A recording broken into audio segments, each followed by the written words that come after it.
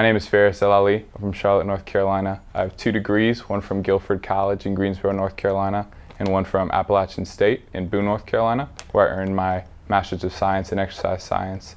Here at UK, I work with a bunch of different teams: baseball, softball, swim and dive, track and field, men's soccer, as well as men's tennis. And before coming to the University of Kentucky, I worked at my alma mater in Guilford College and at Appalachian State University.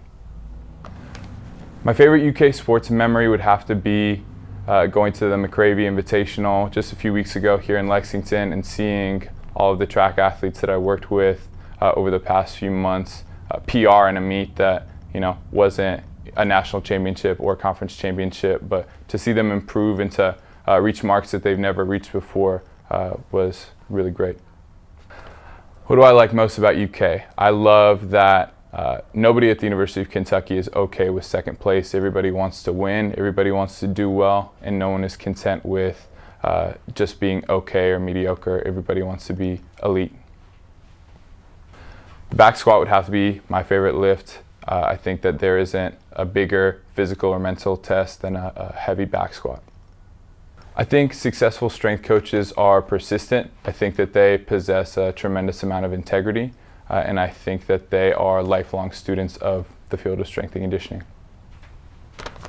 A lot of people talk about hitting big numbers as being their biggest or most significant lifting memories, but I remember being a freshman in high school and chasing bench pressing 135 pounds. I was obsessing over it. I was not the strongest guy on my high school football team, and I worked harder than anybody to get there, and that was something that was really important to me and part of the reason why I fell in love with strength and conditioning.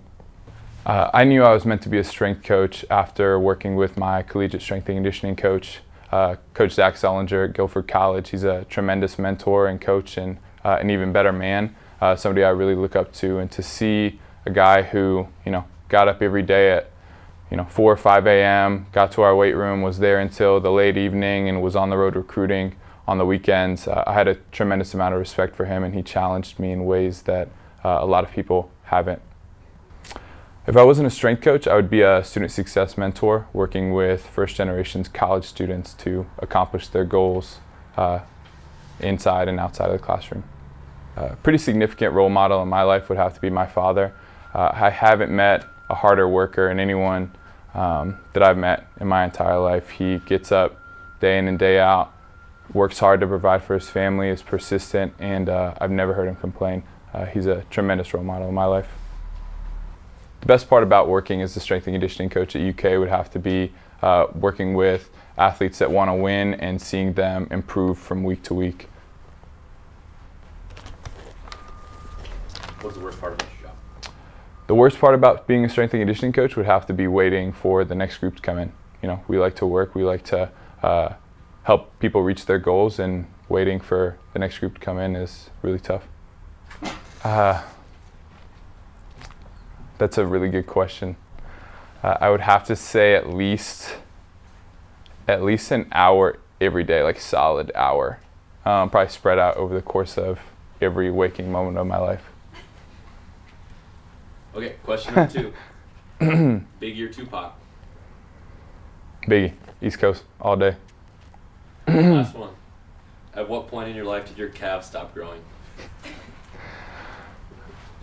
If I remember,